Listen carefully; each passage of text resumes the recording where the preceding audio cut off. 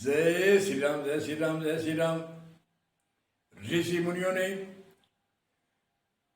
यह लोक सुधारने के लिए भी बड़े विधि विधान, अनेक तरह के 16 संस्कार आदि आदि अनेक तरह के जीवन में जीने की कला, गृहस्थी के लिए जो नए मर्यादा आदि आदि अनेक तरह के ऋषि मुनियों ने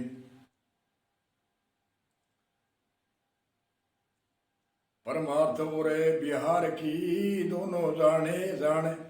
परमार्थ की और बिहार में हमें कैसे रहना है, संसार में कैसे रहना है, माता पिता के साथ में कैसे रहना है, भाई बंधुओं के साथ में कैसे रहना है, समाज के साथ में कैसे रहना है। ऐसे अनेक तरह से ऋषि मुनियों ने, जैसे रामायण के अंदर अनेक तुलसीदास जी ने मर्यादा, पुरुषोत्तम राम थे, उनकी मर्यादा बताई है। उन मर्यादा को हमें धारण करना चाहिए, उनकी रामायण को हमें पढ़ना चाहिए। रामायण को बच्चों को संस्कार देना चाहिए, जो माता पिता की कैसी सेवा करते हैं, गुरुजनों में के आगे कैसे प्रणाम करते हैं, और समाज के साथ राम कैसे रहते हैं, और समाज के लिए कितना उन्नति चाहते हैं, कितने समाज के प्रति प्रेम है राम का, और भाई भाई के प्रति कितना प्रेम है। जो राम को राज्य दिया था और भरत कहता है राज्य भाई जी आप ले आओ, और राम कहता है भरत आप ही रखो, मैंने 14 वर्ष का वनवास हमें लेना है, हमने काटना है। देखो कोई आज कोई ऐसा है जो दुख पाने के लिए 14 वर्ष जाए या 14 घंटे भी जाए, 14 घंटे भी नहीं जाता, और रामचंद्र जी कहते हैं मैं 14 वर्ष का वनवास है मुझे। और उधर भरत कहता है छोड़ो इसको, क्या मेरी कोई इच्छा नहीं है, राज आप करो। राम दशरथ दोनों भाइयों के बीच में एक राज की एक गेंद बन रही है, वो उसके तरफ भगाता है, वो उसके तरफ भगाता है। और आज एक पैसे पैसे टक्के टक्के के लिए हम भाई भाई है जो बड़े मरने के लिए तैयार हो जाते हैं, गाली गलौज के लिए तैयार हो जाते हैं, संबंधी रिश्तेदारों को इकट्ठे कर लेते हैं, थाना तहसील में हो जाते हैं, और कोर्ट कचहरी में चले जाते हैं। कहाँ तो वो समय था और कहाँ वो समय था। संत ऋषि मुनि कहते हैं जो अपमान सहन करेगा उसका यश बढ़ेगा, जो अपमान सहन नहीं करेगा तो उसका यश नहीं बढ़ेगा। पहले सीधा यश नहीं आता, पहले अपमान सहन करो और उसके बाद में यश बढ़ता है। ऋषि मुनियों ने, बहुत से ऋषि मुनि बड़े बड़े दिग्गज ऋषि मुनि हुए, उनका पहले अपमान कहीं हुआ और उसके बाद में उसका यश बढ़ा है। इसलिए अपमान भी होता है, उसके बाद में यश बढ़ता है। इसलिए हमारे ऋषि मुनियों ने इस लोक को भी जीने की कला बताई, और परलोक में कैसे जीना है, और परलोक में मोक्ष मुक्ति तक के अनुबंध ऋषि मुनियों ने बताए हैं। तो पहले आत्मज्ञान के भी अनुबंध है, आत्मज्ञान के अधिकारी, संबंध, प्रयोजन, 4 अनुबंध है आत्मज्ञान के। पहला है अधिकारी, संबंध, प्रयोजन और विषय। अधिकारी होना चाहिए। कलेक्टर है, कलेक्टर पर कुर्सी पर बैठता है तो कोई अधिकारी नहीं है तो कैसे बैठेगा।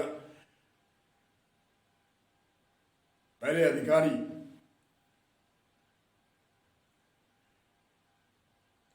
सम दम विवेक आदि धारण करता है वह अधिकारी।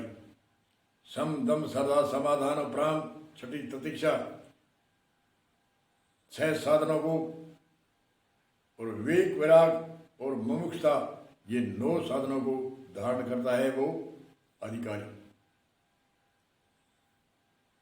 कर्मयोग की साधना में भी यम, नियम, आसन, प्राणायाम, प्रत्याहार, धारणा, ध्यान, समाधि जब भी लगती है, पहले 6 साधन होते हैं तब। और भक्ति योग में भी 9 प्रकार के साधन है। पहले अधिकारी, संबंध, जैसे गुरु शिष्य का संबंध। हमारा क्या संबंध है? जैसे एक पेड़ है, पेड़ में जल का संबंध क्या है? जल का संबंध नहीं होता तो पेड़ बढ़ जाता है। ऐसे ही गुरु शिष्य का ऐसा संबंध होना चाहिए, जैसे जल का और पेड़ का आपस में संबंध है, ऐसा गुरु के साथ में संबंध नहीं होगा तो उसको आत्मज्ञान प्राप्त नहीं होगा।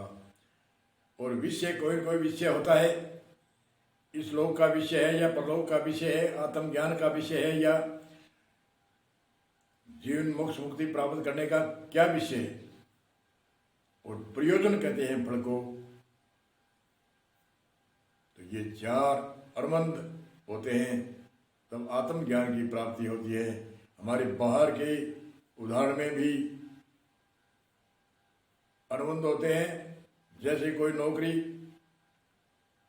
करने जाता है किसी फैक्ट्री में, या कोई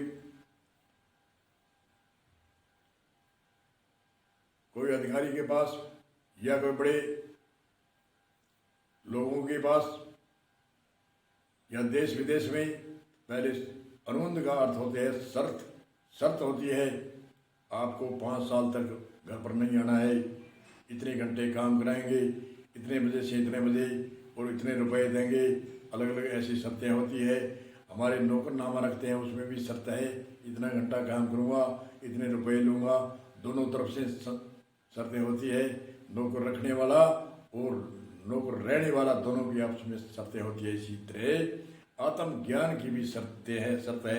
पहली बात तो शर्त है अधिकारी, संबंध, विषय और प्रयोजन। ये 4 अनुबंध है, 4 अनुबंध होते हैं, उनको आत्मज्ञान होता है। ऐसे आत्मज्ञान कोई लावार्थ नहीं है जो हम घड़ी ली और हम चल दिए। आत्मज्ञान के अनुबंध है। इसलिए विद्वान ऋषि मुनि के सानिध्यवास में महान पुरुष ऋषि जो वेदांताचार्य है, जो ब्रह्मविद ब्रह्म रूप है, ताकि वाणी वेद, ऐसे सतगुरु के सानिध्यवास में रहने से इनका संबंध होता है। इसलिए सभी 4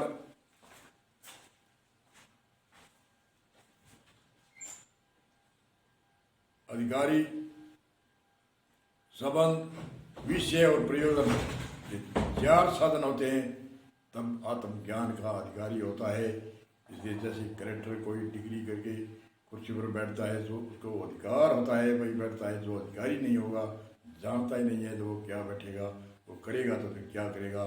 इसलिए हमारे ऋषि मुनियों ने अनेक तरह से आत्मज्ञान के अनुबंध बताए। कर्म योग की साधना, ज्ञान योग की साधना, भक्ति योग की साधना, मंत्र योग, लय योग, निष्काम योग और सांख्य योग आदि आदि अनेक। जैसे जिज्ञासु की और औकात थी, वैसे वैसे ऋषियों मुनियों ने अनुबंध, मर्यादा और साधन बताए। इसलिए इसी सूत्र को यहाँ विराम देते हैं। इसलिए सावधान होकर के अधिकारी हो, संबंध हो,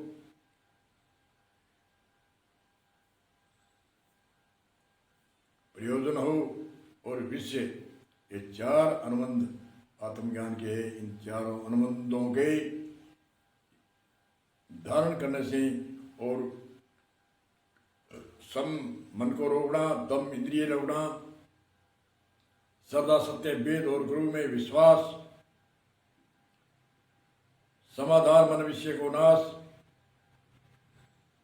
दीर्घ नारी यूं भय गिराना, यह लक्षण उपराम होना, और ततीक्षा, सर्दी गर्मी सहन करना। ये 6 प्रकार की संपत्ति, यानी संपत्ति कहते हैं प्रॉपर्टी को। जैसे साधुओं के, महात्माओं के, ऋषि मुनियों के ये 6 प्रकार की प्रॉपर्टी है। जैसे भौतिकवाद में जमीन जायदाद की प्रॉपर्टी होती है, वाहन की प्रॉपर्टी होती है, प्लॉट की प्रॉपर्टी होती है, दुकान मिल की प्रॉपर्टी होती है। इसी तरह से साधक के ये 6 प्रकार की प्रॉपर्टी होती है। इससे ही साधना शुरू होती है, और इससे साधना शुरू होकर के आगे से आगे आत्म कल्याण होता है। बोलो जय श्री राम, जय श्री राम।